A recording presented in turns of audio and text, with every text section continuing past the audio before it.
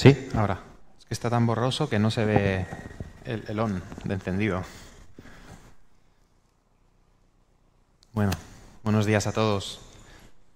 Como ha dicho Marcos, vamos a seguir la serie de Hebreos y vamos a seguirla justo donde nos quedamos la semana pasada. Si recordáis, Marc estuvo predicando en el capítulo 10, empezó el capítulo 10 y hoy vamos a seguir con este capítulo 10. Pero antes de entrar en el texto que Marcos ha dado, que es el que vamos a ver hoy, el que vamos a estar estudiando y ver lo que tiene Dios para nosotros hoy, es importante que no perdamos el foco del propósito de esta carta, porque si no quizás no estamos entendiendo bien lo que Dios nos está diciendo en ella. Espero que esta carta esté siendo de ánimo para vosotros. Y si esta carta no está siendo de ánimo para vosotros, pueden haber dos problemas: que no estáis entendiendo lo que el autor dice en esta carta o que no lo estamos exponiendo bien. Espero que no sea ninguna de las dos. Esta carta, Marc ya lo recordó la semana pasada, pero es importante hacer hincapié en ello, porque esta carta fue escrita para dar ánimo, precisamente para eso. Por lo tanto, a nosotros también nos tiene que ser para dar ánimo esta carta. Y los destinatarios de esta carta eran principalmente judíos, pero judíos cristianos. Y un judío cristiano en el siglo I era perseguido, como todos los cristianos. Pero un judío cristiano era doblemente perseguido, porque era perseguido por Roma y era perseguido por sus compatriotas judíos. Un judío cristiano implicaba ser alguien que había quedado completamente excluido de la sociedad en la que se había criado y en la que seguía viviendo. Un judío cristiano era alguien que incluso había quedado completamente excluido de su propia familia. Un judío cristiano era alguien que había quedado excluido de la religión de la nación en la cual había sido enseñado y en la cual había crecido. Un judío cristiano no podía asistir a las sinagogas y un judío cristiano no podía asistir al templo. En los inicios en Hechos vemos que aún podían asistir, pero cuando fue escrito este libro ya les era prohibida la entrada, no tenían acceso ni al templo ni a las sinagogas. Puedes imaginar que eres apartado de todo aquello que conoces, de todo aquello que ha llenado tu vida hasta este momento, y no solo eso, sino que además eres perseguido por eso y eres perseguido allí donde vayas. Esta era la situación de los destinatarios de esta carta. El autor escribe a estas personas que están siendo perseguidas, pero hay algo más que también se ha ido comentando a lo largo de la serie, y es que un judío cristiano se veía tentado exactamente por las mismas tentaciones que nos vemos tentados tú y yo ahora mismo, pero además se veía tentado también por su vida pasada. Se veía tentado por las obras de la ley, por volver a aquello que el judaísmo les había enseñado, por volver al antiguo pacto. Al fin y al cabo, eso es lo que ponía en su Biblia. Volver al judaísmo implicaba ser aceptado de nuevo por su familia, implicaba ser aceptado de nuevo por su pueblo, implicaba de nuevo poder tener acceso al templo, aquello que era el centro del Estado teocrático judío. La semana pasada Marc nos hizo un recordatorio de lo que hemos visto hasta ahora y permitirme que haga de nuevo un recordatorio, pero para que nos demos cuenta cuál es el enfoque del autor, cómo el autor está intentando que estos hermanos tengan ánimo. Si cogemos el libro de Hebreos, lo que hemos estado viendo hasta ahora, y lo separamos por secciones, tendríamos una primera sección que vimos, que son los capítulos 1 y 2, donde Dios habla ahora por su Hijo, a quien todas las cosas le han sido sujetas en Él. Y en esta primera sección deja clara una cosa, y es que toda la escritura que ellos poseían hablaba de Cristo. El autor de Hebreos está utilizando el Antiguo Testamento para exponer quién es Cristo. Y esto es importante porque, en consecuencia, en esta primera sección de los dos primeros capítulos, el autor cita hasta 11 textos bíblicos diferentes del Antiguo Testamento, textos de Salmos, de Samuel, de Deuteronomio y de Isaías, dejando claro desde el principio una cosa: que estos cristianos que estaban siendo tentados y perseguidos los estaba alentando de esta manera, afirmando que no se estaban alejando de la palabra de Dios cuando se acercaban a Cristo, sino que al contrario se estaban acercando a la palabra en mayúsculas de Dios, que es Cristo. Y en esta primera sección de los dos primeros capítulos, el autor hace algo que es muy importante. y es que les recuerda que Cristo, como hombre, en todo fue tentado, como ellos estaban siendo tentados ahora. Por lo tanto, solo Él puede socorrerlos, aquellos que están siendo tentados. La siguiente sección, capítulos 3 y 4, que también vimos, y Mar también comentó, donde Cristo es superior a Moisés, Cristo es superior a Josué. El llamado aquí fue a no endurecer los corazones a la palabra de Dios, así como el pueblo de Israel, sus padres, sus antecesores, los habían endurecido a la palabra de Dios traída por Moisés, y el resultado fue no entrar en la tierra prometida. Así que si endureces tu corazón a la palabra de Cristo, ¿qué será de ti entonces? Y en esta sección de estos capítulos 3 y 4, el autor vuelve de nuevo a recordarles que Cristo fue tentado en todo, como ellos estaban siendo tentados. El libro continúa con la siguiente sección que llega hasta la mitad del libro, capítulos del 5 al 7, donde se nos presentó a Cristo como el sacerdote perfecto, un sacerdote establecido por Dios y no por los hombres, un sacerdote que era para siempre. Y al cambiar el sacerdocio, cambió también la ley de Dios para siempre.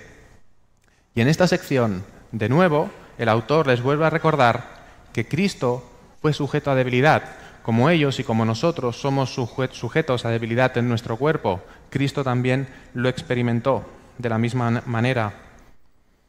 Por lo que tenemos en la primera mitad del libro de Hebreos que el autor, además de estar exponiendo claramente quién es Cristo, también les está recordando, alentando constantemente en cada sección del libro que cualquier persecución, cualquier tentación, cualquier debilidad que nosotros podamos estar padeciendo o que ellos padecían, Cristo también la padeció. Por lo que tenemos un Salvador que conoce nuestros sufrimientos, conoce nuestras debilidades, porque Él también las ha experimentado en su propio cuerpo. Y hace unas semanas entramos en la sección en la cual nos encontramos ahora, los capítulos del 8 al 10, donde hemos estado viendo cómo Cristo, además de ser la palabra de Dios, además de estar puesto sobre la casa de Dios, además de ser el sumo sacerdote perfecto, es también el sacrificio perfecto y el mediador de un nuevo pacto, que no solo quita el pecado del hombre, sino que además lo establece como heredero de sus promesas de vida eterna, a presentarse a la misma presencia de Dios, llevando su propia sangre como pago y una vez y para siempre. Y no solo eso, sino que esa herencia no es solo de vida eterna, sino que también está la promesa de hacernos perfectos y sin mancha, hechos a su imagen, como vimos la semana pasada, escribiendo su ley en nuestros corazones. Así que podemos ver claramente en todo este recorrido que hemos hecho en la carta de Hebreos cómo el propósito de la carta es animarnos. El propósito de la carta era animar a estos judíos cristianos para reforzar su fe, centrándose en la persona de Cristo, porque solo centrándose en la persona de Cristo podían entonces, y podemos nosotros ahora entender claramente, que el antiguo pacto por obras ya había finalizado. Y en el texto que vamos a leer ahora, que tenemos hoy, vamos a tener ahora un llamado directo, un llamado que era para esos oyentes de la carta, a quien escribía, pero también es un llamado directo a nosotros, por todo lo que el autor ha estado exponiendo acerca de Cristo hasta ahora. Vamos a ver cuál es ese llamado. Así que, como ha dicho Marcos, vamos a leer en Hebreos, capítulo 10, desde el versículo 19 hasta el versículo 25.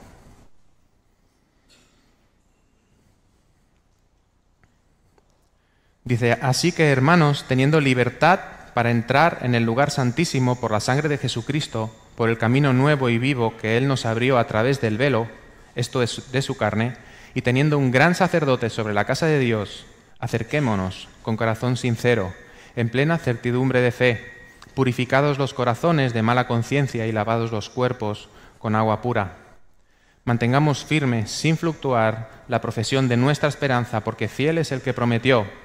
Y considerémonos unos a otros para estimularnos al amor y a las buenas obras, no dejando de congregarnos como algunos tienen por costumbre, sino exhortándonos, y tanto más cuando veis que aquel día se acerca. Vamos a orar primero. Gracias, Padre, por tu palabra, gracias por la maravillosa exposición de la persona de Cristo que hemos estado estudiando, hemos estado viendo y hemos estado exponiendo en esta carta de Hebreos.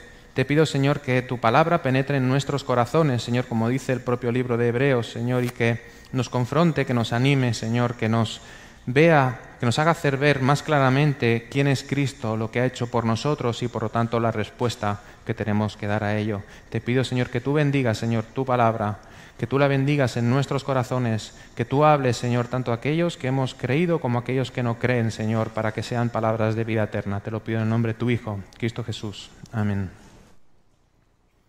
Así que ahora, como hemos leído ahora este texto, después de exponer el autor de forma clara y de forma bíblica la supremacía de Cristo, que es el título de la serie, respecto al plan de redención de Dios, ahora vemos que hay un llamamiento, ¿verdad? Vemos ese llamamiento claro a entrar al lugar santísimo. El lugar santísimo era donde estaba la presencia de Dios. Es un llamamiento, una invitación clara a entrar a la misma presencia de Dios. Pero hay que tener en cuenta una cosa, ese llamamiento, visto desde el punto de vista de un judío, de alguien de religión judía del siglo I, es un llamamiento aterrador y es un llamamiento ofensivo. Porque al lugar santísimo, lo hemos visto durante la carta, solo podía acceder un sacerdote. Pero además no podía ser un sacerdote cualquiera, sino que tenía que ser el sumo sacerdote. Y tampoco podía entrar cuando quisiera, solo podía entrar una vez al año y además tenía que prepararse de forma escrupulosa para ello, según la palabra, y tenía que entrar en perfecta santidad. Si no, moriría. Por eso es un llamamiento osado, ofensivo y aterrador para un judío. El sumo sacerdote tenía, antes que entrar, tenía que lavar su cuerpo para estar completamente limpio, tenía que vestirse con la túnica santa que Dios ordenó y hacerlo de la manera que Dios lo ordenó. Debía estar espiritualmente limpio y para ello tenía que sacrificar un becerro por sus propios pecados y por los pecados de su casa, por los pecados de su familia, y entrar con la sangre de ese becerro, entonces sí, traspasando el velo, al lugar santísimo. Una vez había pasado el velo, transportando esa sangre por sus pecados y por los de su casa, allí dentro tenía que tomar el macho cabrío, como Mark nos explicó la semana pasada, con todo lo que costaría y el esfuerzo que requeriría aquello, y sacrificarlo por el pueblo y rociar su sangre sobre el lugar santísimo. El otro macho cabrío tenía que soltarlo en el desierto para que muriera y con ello se llevara todos los pecados del pueblo y las transgresiones que se habían confesado sobre ese macho cabrío. Todo esto tenía que hacerlo con una suma de detalles que podemos encontrar en Éxodo, en Levítico, sobre la vestimenta, sobre la manera en la que entrar en el lugar santísimo, donde tenía que portar el nombre de las tribus como juicios sobre su pecho y en su frente láminas de oro con la inscripción de consagrado a Jehová. Tenía que quemar perfume aromático que tenía que llenar todo el lugar santísimo durante todo el tiempo que ministraba. Si no, dice la palabra, moriría. Y en el borde de su vestimenta tenía que llevar unas campanas, unas campanitas bordadas que tenían que sonar, dice la palabra, cuando entrara y cuando saliera del lugar santísimo, es decir, cuando ministraba. Si no, también moriría. Ese sonido de esas campanas cuando él ministraba, cuando él entraba y cuando salía, una vez al año, era el único vínculo entre el pueblo que quedaba fuera y el sacerdote que estaba dentro, además de los sonidos que se podían escuchar de aquellos animales que tenía que sacrificar. Si miramos los hijos de Aarón o los hijos de Elí, murieron por ministrar de forma incorrecta, pero estos nunca ministraron en el lugar santísimo. Aún así murieron. ¿Cuánto más en el lugar santísimo donde estaba la presencia de Dios? Era algo aterrador el hecho de pensar, de entrar libremente, como dice el texto, en el lugar santísimo, sin ser el sumo sacerdote, sin hacerlo el día de la expiación y sin hacer todas estas obras que Dios había pedido. Un judío cristiano, los receptores de la carta, como he dicho antes, habían quedado excluidos del templo. El lugar santísimo se encontraba en el templo, así que ellos no podían acceder al templo. Pero para todo el pueblo de Israel, por completo, el lugar santísimo era algo exclusivo. Todo el pueblo quedaba excluido del lugar santísimo, no solo de los oyentes judíos cristianos. El pueblo jamás tuvo la libertad de entrar a ese lugar. La única comunión del pueblo con la presencia de Dios en ese momento de expiación era cuando el sumo sacerdote entraba a ministrar y podían oír quizás, con suerte, ese tintineo de campanas cuando entraba y salía. Pero ahora el autor de Hebreos, después de exponer, después de argumentar todo lo que hemos estado viendo y repasado en los capítulos anteriores, indica que ahora por Cristo hay libertad para entrar al lugar que antes era oculto y que antes era excluyente. Por la ley el pueblo de Dios había sido excluido del lugar santísimo. En Cristo, por la gracia, el pueblo de Dios tiene libertad para acceder al lugar santísimo. Por la ley, lo único que mantenía al pueblo unido a la administración del sumo sacerdote era ese sonido que quizás con suerte escuchaban. En Cristo, por la gracia, Él mismo nos dice este texto que es el camino que nos une, que nos da acceso al lugar santísimo. Por la ley, el pueblo era perdonado una vez al año de su pecado, pero en Cristo, por la gracia, ha habido remisión de los pecados una vez y para siempre. Y además, Cristo sigue ministrando continuamente, intercediendo por nosotros, sentado a la diestra del Padre. Con esta perspectiva y poniéndote en lugar de esos judíos cristianos, ¿puedes entender ahora la gran noticia del Evangelio que era para ellos? Aquellos hermanos que habían sido apartados de todo lo que conocían de su sociedad, del templo, les está diciendo que ahora tienen acceso libre a la presencia de Dios, algo que jamás habían tenido. Ahora estaban más cerca de la presencia de Dios que nunca antes, cumpliendo toda la ley que Dios había mandado a Moisés en el Sinaí. Leemos en Mateo 27 que cuando Cristo expiró en la cruz, el velo del templo que separaba aquel lugar santísimo se rasgó de arriba abajo. Incluso la barrera física que teníamos en el templo fue rota literalmente en la cruz, de manera que ese lugar fue abierto a los ojos de aquellos que estaban fuera. El simbolismo es claro en ese momento. Y en cierta manera el velo de los ojos de algunos de los que estaban allí presentes también fue roto, como por ejemplo los del centurión y los que guardaban a Jesús allí, que dice la Escritura en Mateo 27 que temieron en gran manera cuando vieron todas estas señales. Y dijeron, verdaderamente, este era el Hijo de Dios. Pero la realidad es que en ese momento en la cruz, con todas esas señales, con el velo rasgado, pocos creyeron. Sus propios discípulos estaban escondidos, tenían miedo, se sentían perseguidos. Los receptores de esta carta se sentían exactamente igual, se sentían perseguidos, señalados, solos y tenían miedo. Por eso es necesario que el autor les recuerde que Cristo es el único camino que lleva a la vida eterna. Que les recuerde que por la ley fueron excluidos como pueblo, pero en Cristo ahora son incluidos en el pueblo de Dios y no excluidos de Él, como lo estaban siendo por sus propios hermanos, por sus vecinos, por sus familiares. Jesús dice en Mateo 7:14, porque estrecha es la puerta y angosto el camino que lleva a la vida, y pocos son los que la hallan. Angosto es el camino que lleva a la vida y pocos son los que la hallan. Ese camino es Jesús, lo vemos en el texto. A los cristianos en el primer siglo no los llamaban cristianos, los llamaban los del camino. Lo puedes ver en Hechos capítulo 9, versículo 2. Ese camino hacia el lugar santo es un camino nuevo porque el pacto es nuevo. Lo vimos en la exposición del capítulo 8, cuando el autor cita a Jeremías hablando de ese nuevo pacto que Dios establecerá, que por medio de ese pacto todos le conocerán. Así que el camino ya no es por medio de las obras de la ley como era antes. El camino se establece por medio del cuerpo de Cristo clavado en la cruz.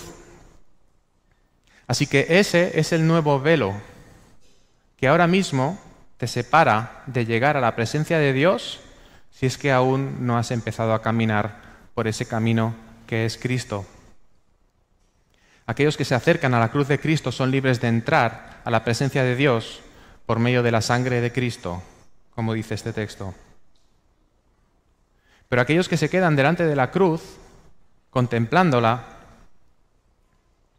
pero que quizás no pasan más allá de ese camino, no les es posible ver lo que hay más allá de la cruz donde murió Cristo.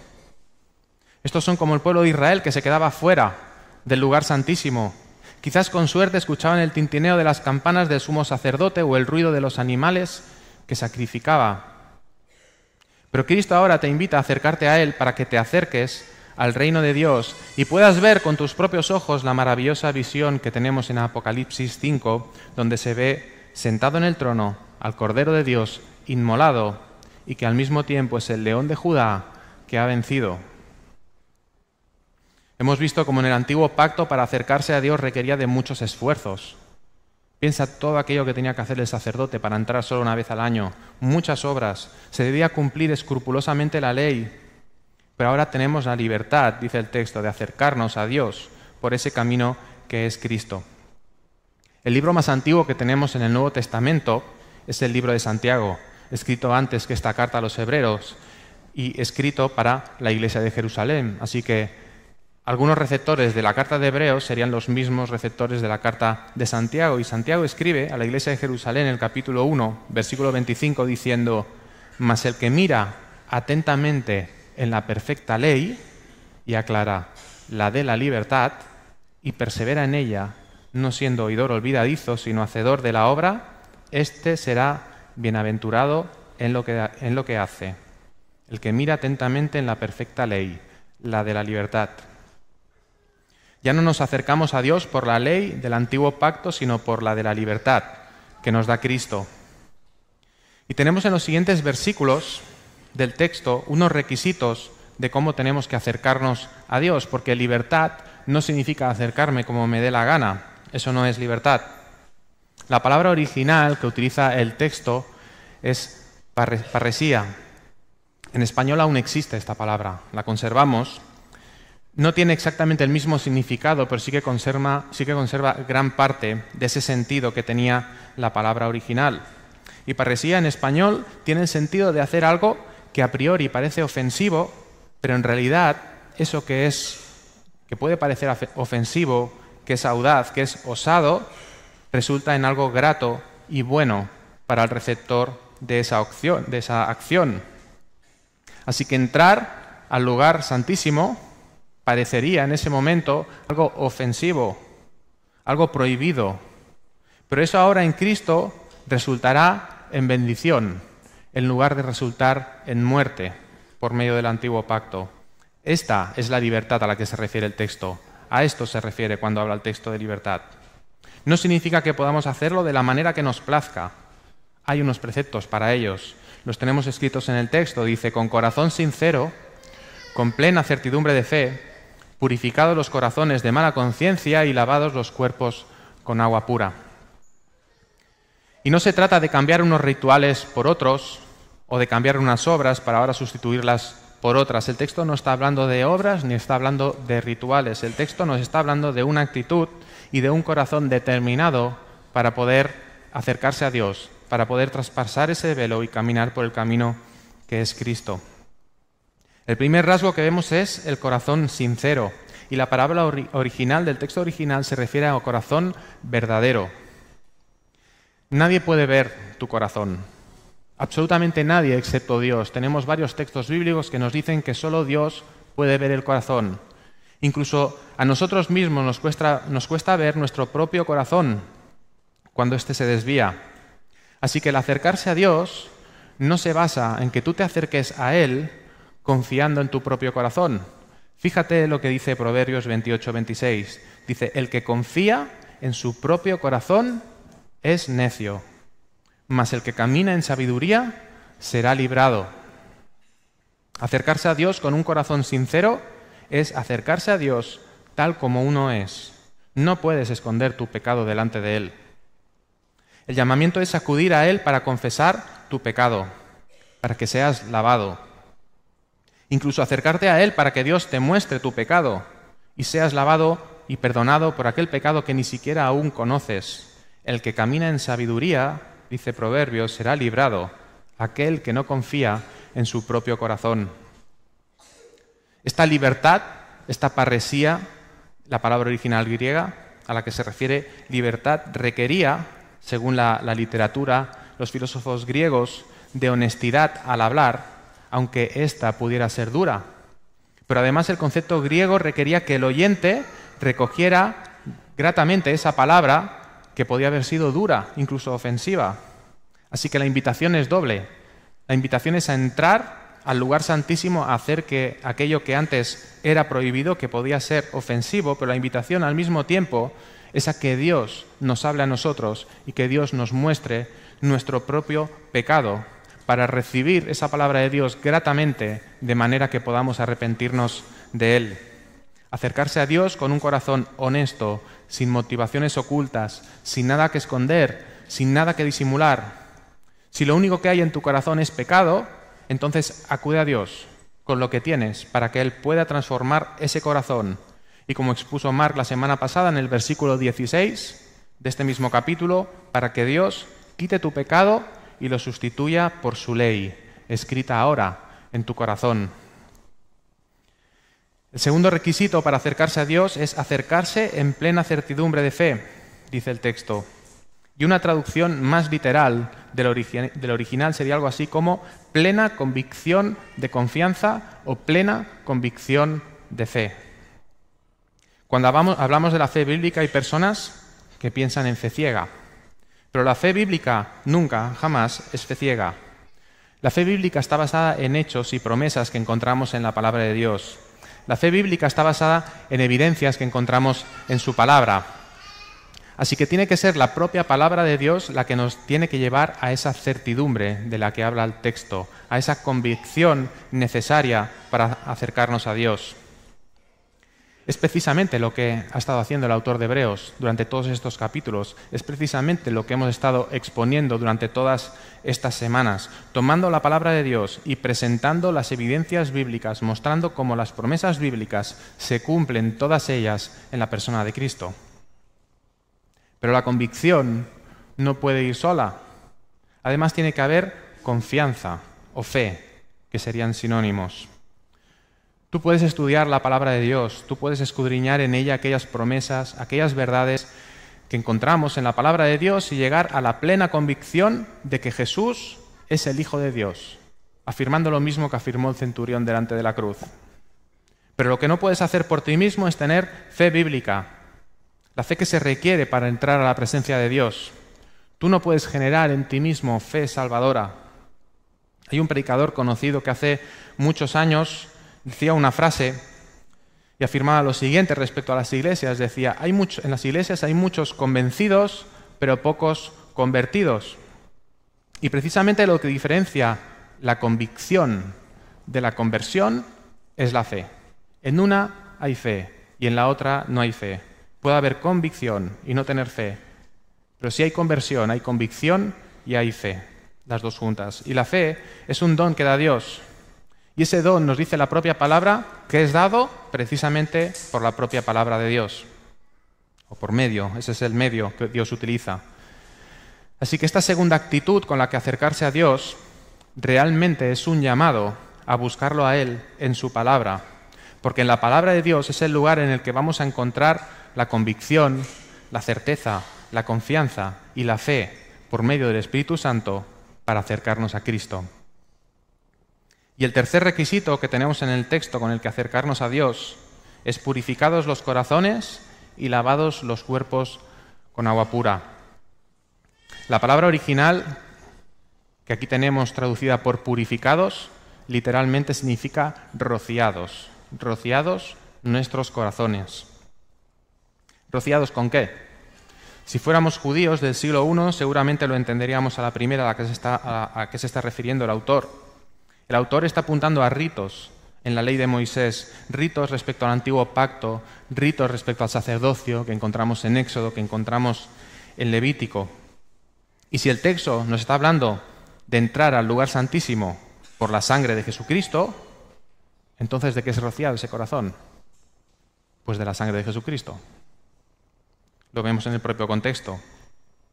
Algunos rituales de sacrificios y ofrendas en el templo se basaban en rociar sangre sobre el altar, sobre el propiciatorio, sobre los utensilios, incluso sobre el velo. Pero aquí está hablando del corazón. Por lo tanto, está haciendo referencia a personas, no a objetos. Y en relación con las personas tenemos por lo menos 3 situaciones en las cuales en la ley de Moisés, en el antiguo pacto, se rociaba sangre sobre alguien. En primer lugar, la sangre era rociada sobre aquellos que habían tenido lepra y habían sanado. Cuando alguien tenía lepra, era apartado del pueblo de Dios. Pero si aquella persona sanaba, entonces venía el sacerdote para confirmar que estaba sano. Y entonces lo que hacía era rociar sobre él sangre de animales sacrificados. Después, el que había tenido lepra tenía que lavar su ropa y tenía que lavar su cuerpo con agua. Entonces era considerado oficialmente limpio. Lo importante de esto es que a partir de esta confirmación oficial podía regresar a su casa, podía regresar al pueblo. Ya no tenía que estar apartado. Así que la sangre de Cristo es la que nos limpia de todo pecado.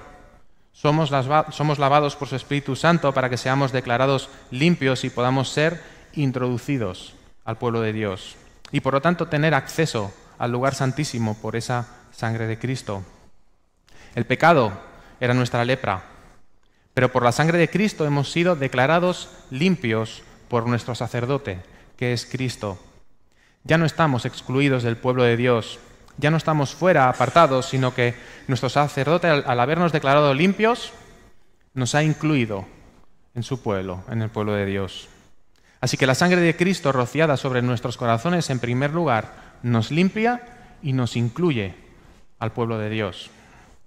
En segundo lugar, tenemos en Éxodo 24, cuando Moisés y los ancianos estaban a los pies del monte Sinaí y allí sacrificaron holocaustos.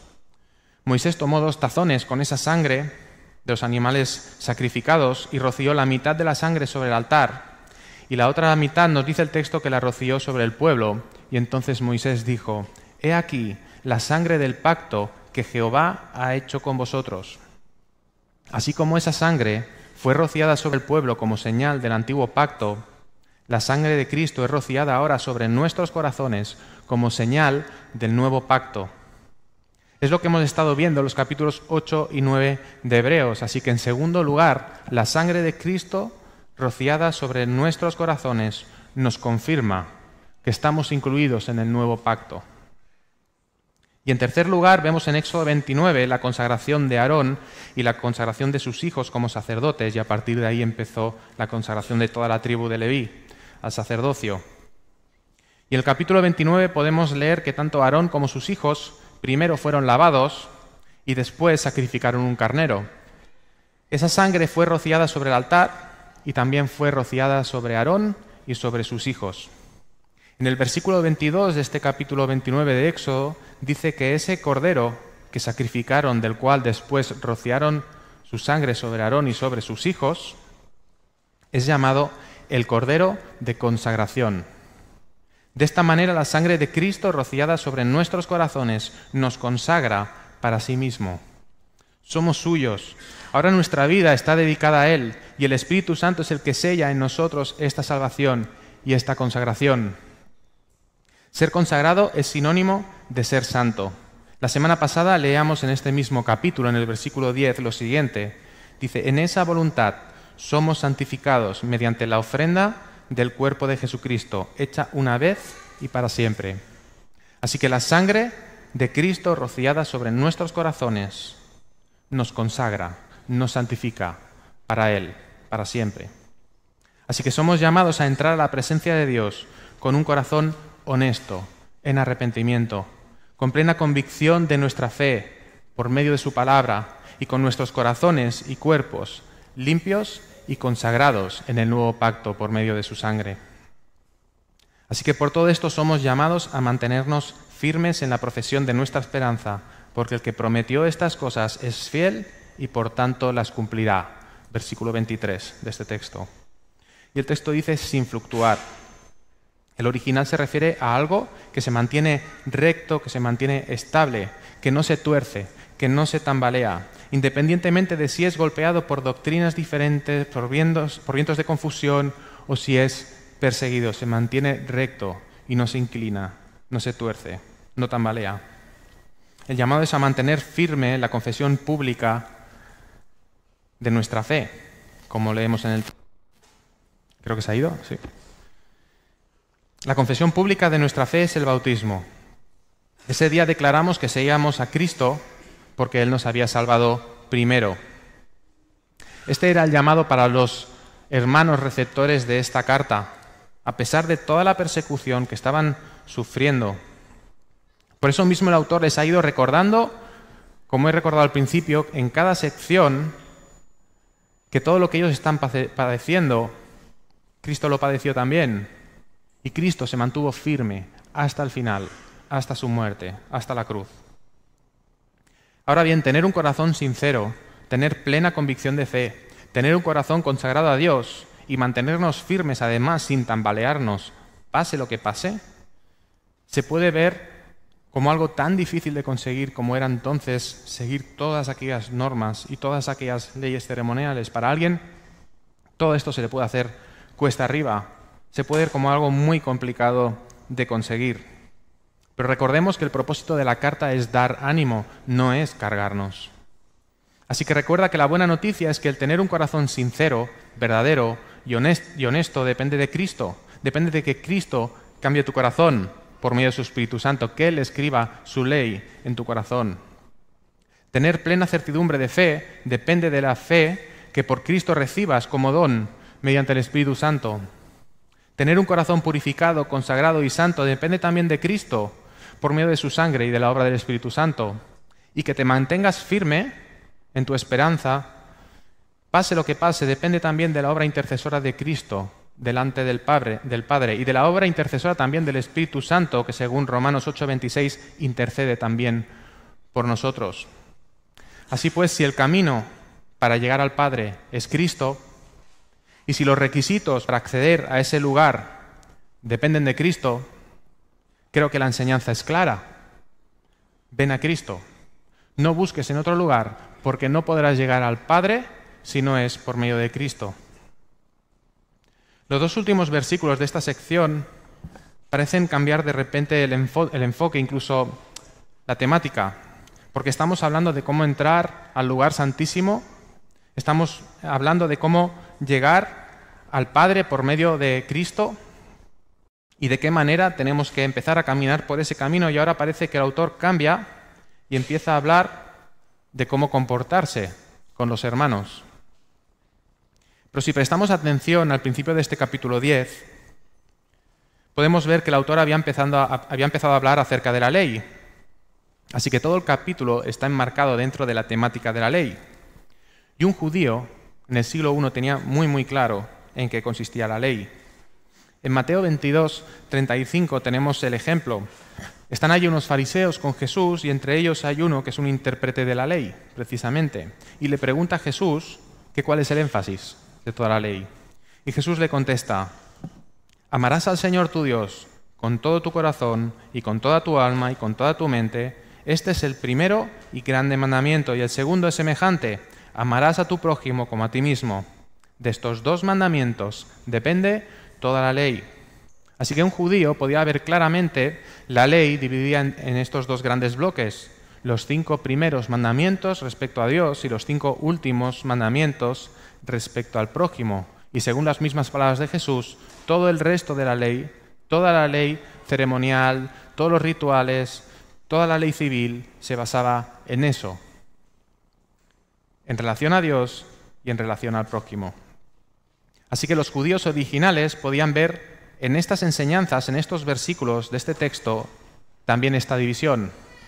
La división es la siguiente: versículos 22 y 23, referente a nuestra relación con Dios. Versículos 24 y 25, referente a nuestra relación con el prójimo. Vemos aquí la misma división que tenemos en la ley. Así que los receptores de la carta podían entender que estas enseñanzas que estaba escribiendo el autor de Hebreos se trataba de la misma división de la ley que habían aprendido como judíos. Dios es el mismo. Dios no cambia. Podían estar tranquilos porque el llamado era acercarse al mismo Dios del Sinaí. No estaban traicionando a Dios ni a su palabra al acercarse a Cristo, sino al contrario, estaban obedeciendo su palabra. Ahora bien, hay una diferencia sustancial en el nuevo pacto. En el antiguo pacto, el acercarse a Dios dependía de las obras. En el nuevo pacto, las obras dependen del acercarse a Dios. Por eso tenemos primero aquí el llamado a acercarse a Dios, y entonces después vienen las obras.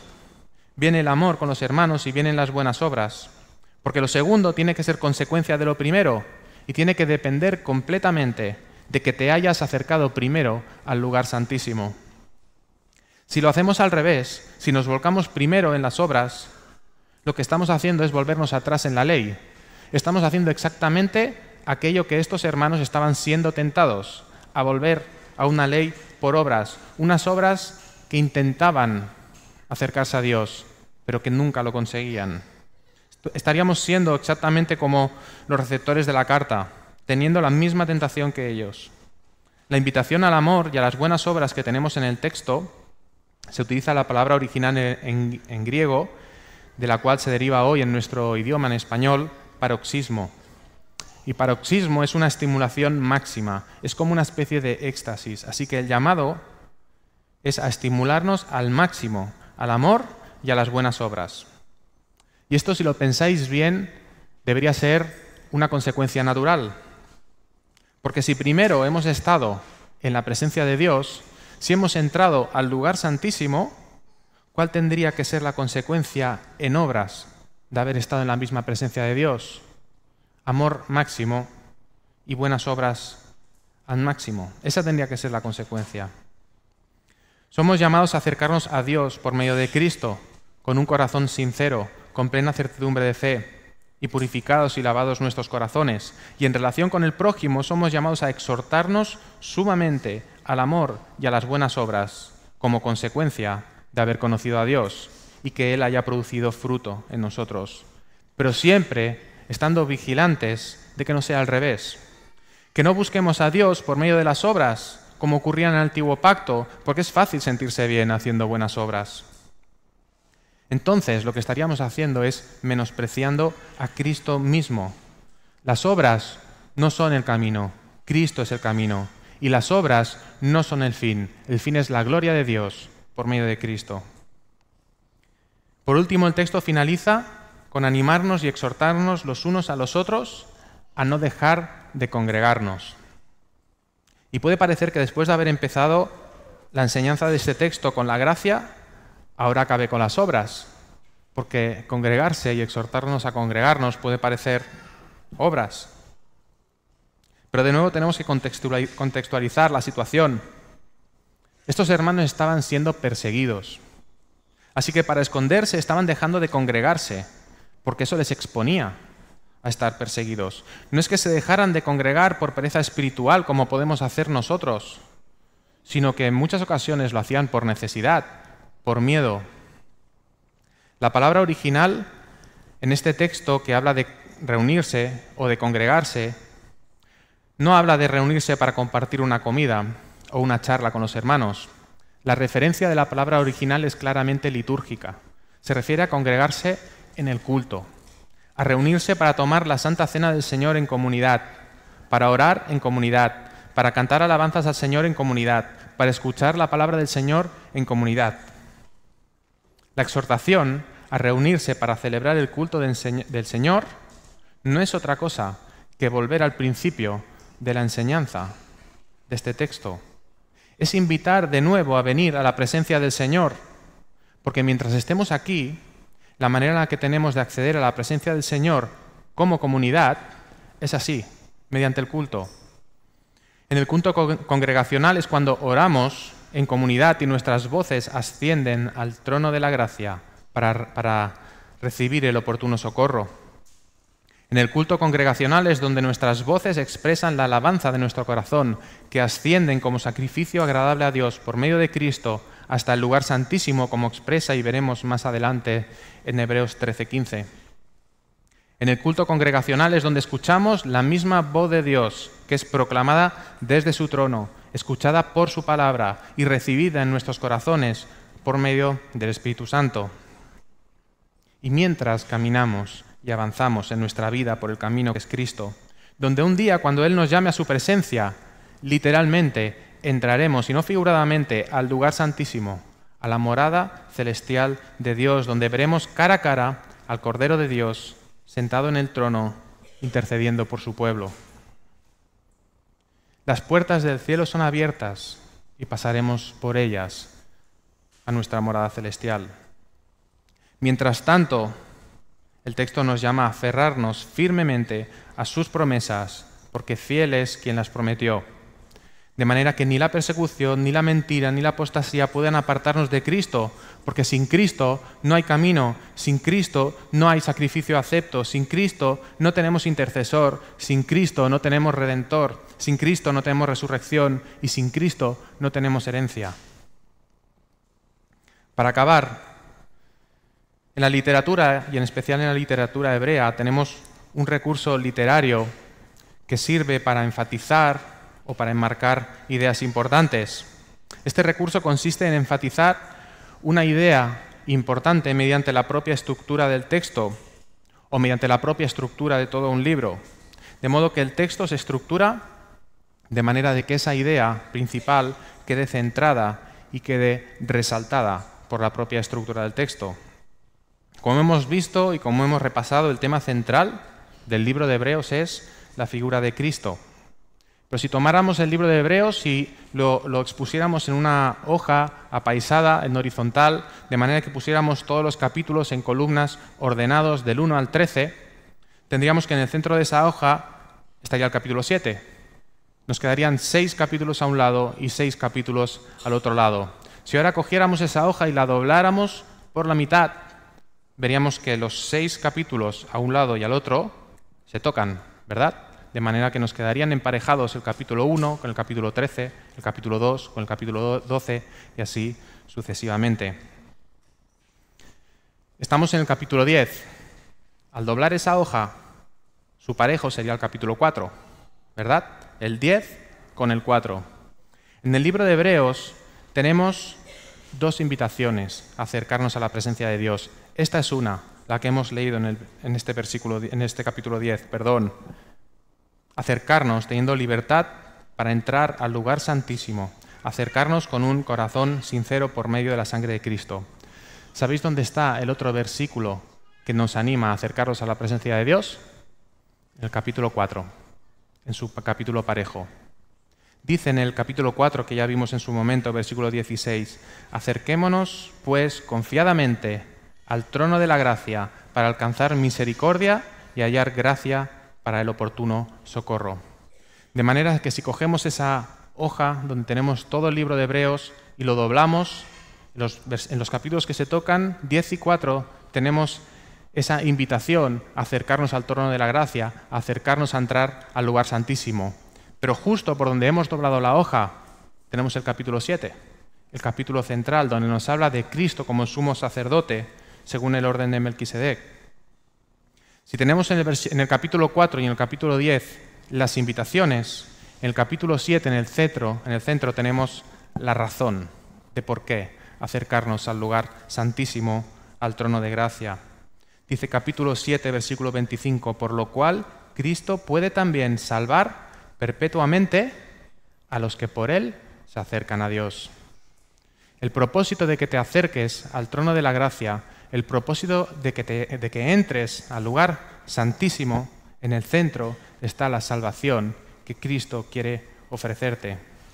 Así que mientras que el tema central de la carta es la supremacía de Cristo en el nuevo pacto, la consecuencia de ello tiene que ser aceptar la invitación que encontramos en el libro de Hebreos, en los capítulos 4 y 10, para que Dios te salve, como encontramos en el centro del libro, capítulo 7.